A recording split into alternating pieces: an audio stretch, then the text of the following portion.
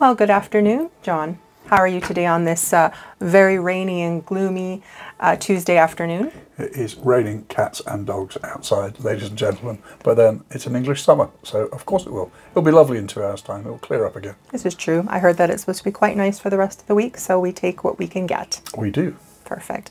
What have you brought in for us today? Oh, today I've brought in these plucky fellows.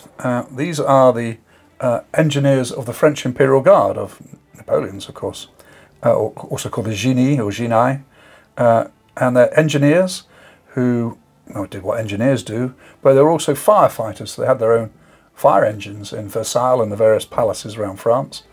And when they went to war, Napoleon took his engineers with him. And as you can see here, they can be very aggressive young fellows with their muskets. In fact, on the Waterloo campaign, they brigaded up with the Marines of the Guard, a couple of companies, a couple of hundred men, and they took one of the bridges from the Prussians pretty quickly by storm. They are unusually dressed. They've got these wonderful silvered helmets, useful for firefighting, you see, so it doesn't go down the back of your neck, ashes and stuff, and heavy greatcoats, and they look a bit like the Trumpton Fire Brigade, Pew, Barnum Agree, Cuthbert, Dibble, Grubb. You have to be of a certain age to know that. But they fought very well. I say when they went into Russia, they were a few hundred strong, and if you needed fortifications building or places stormed, then these guys would be using axes, crowbars, building bridges, building fortifications, making themselves generally useful across the battlefield.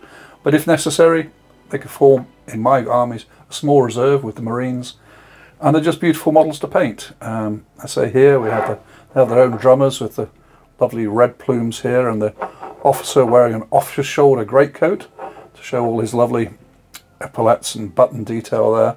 They're an absolute joy to paint, and they should be released in the next few weeks. I just got some early because I'm the boss.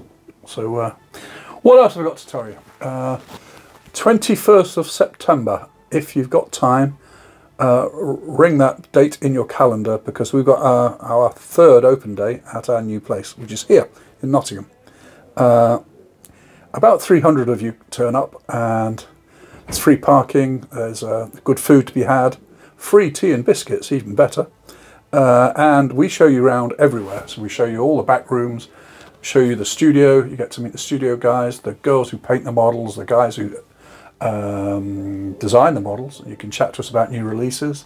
There'll be a couple of seminars with Andy Chambers and people like that, and no doubt Alessio, though I'm not sure he's there, but he normally is. And the rest of us chatting away about what it is we do for a living.